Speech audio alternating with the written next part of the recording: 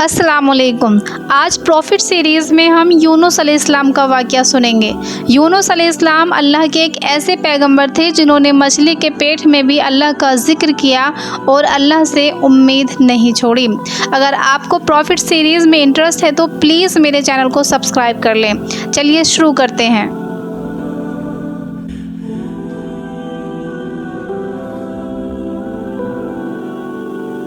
یونس علیہ السلام کا واقعہ اللہ نے قرآن میں بیان کیا ہے۔ یونس علیہ السلام ایک بہت عظیم نبی تھے اور وہ ابراہیم علیہ السلام کی نسل میں سے تھے۔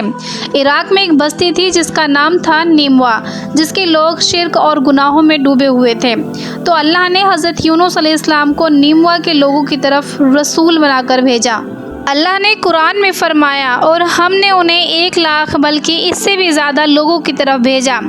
نیموا کی بستی میں تقریباً 1,20,000 لوگ تھے اور وہ سب کے سب کفر پر تھے۔ یونس علیہ السلام انہیں سالوں تک دعوت دیتے رہے مگر وہ اپنی گمراہی پر ہی قائم رہے۔ جب ان لوگوں نے یونس علیہ السلام پر ظلم کرنا شروع کر دیا، انہیں دھمکیاں دینے لگے، تو آپ نے انہیں اللہ کے عذاب سے متعلق آگاہ کیا۔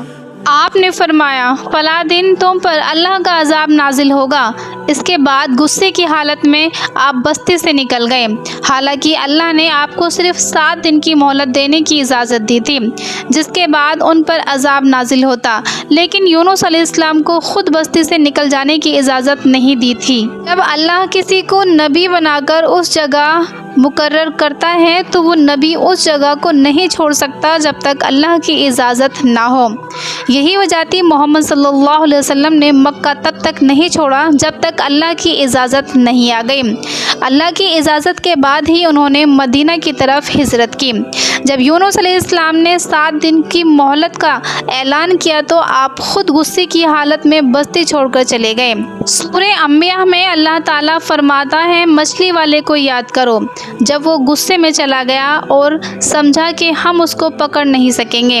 جب یونس علیہ السلام اپنی قوم کو چھوڑ کر چلے گئے، اسی دوران اللہ تعالیٰ کی طرف سے عذاب کی علامتیں اس بستی پر ظاہر ہونے لگیں۔ ایک بڑا سا کالا بادل ان کی طرف بڑھنے لگا، اس بادل میں آگ کے شعلے بھی نظر آنے لگے۔ ان لوگوں نے پہلے ہی دن اس بادل کو دیکھ لیا اور سمجھ گئے کہ یہ وہی عذاب ہے جس کا ذکر یونس علیہ السلام نے کیا تھا۔ وہ لوگ عاد اور سمود اور لوط علیہ السلام کی قوم کے عذاب کے بارے میں واقف تھے۔ یہ عذاب ان کی بستی کے آس پاس ہی آئے تھے۔ ان کے سردار اکٹھا ہوئے اور کہنے لگے، جس طرح عذاب پہلے لوگوں پر آیا، ہم پر بھی آئے گا۔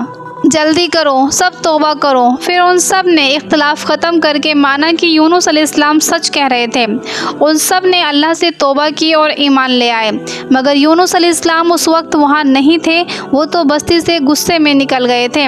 ان لوگوں نے پرانے کپڑے پہنے زمین پر نکل آئے، روئے، گڑ گڑائے اور اللہ کے حضور میں سجدہ کیا اور مغفرت مانگی۔ ان کے سرداروں نے سب لوگوں کو الگ الگ کر دیا، حتیٰ کہ ماں کو بھی بیٹی سے، باپ کو بیٹے سے جدا کر دیا۔ ہر شخص الگ الگ جگہ پر دعا کرتا اور توبہ میں مصروف ہو گیا۔ یہ عمل 3 دن تک چلتا رہا۔ ہر کوئی اپنے گناہوں کا اظہار کرتا رہا، اللہ سے معافی مانگتا رہا۔ آخر کار اللہ تعالیٰ نے ان سب پر رحم فرمایا اور عذاب ہٹا دیا۔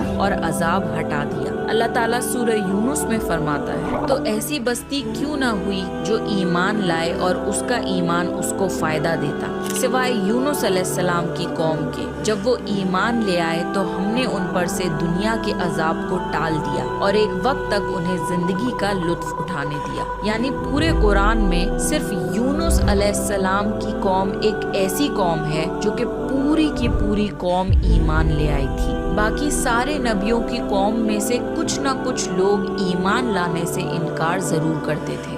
یہ ایک عظیم معجزہ تھا۔ یونس علیہ السلام کی قوم صرف عذاب کی علامت دیکھ کر ایمان لے آئی اور اللہ نے عذاب ہٹا دیا۔ یہ اللہ کی قدرت اور رحمت کا ثبوت ہے۔ اللہ جسے چاہے اسے ہدایت دیتا ہے۔ ایک ساتھ 1,20,000 لوگ ایمان لے آئے، جبکہ ان کے نبی ان کے بیچ میں موجود بھی نہیں تھے۔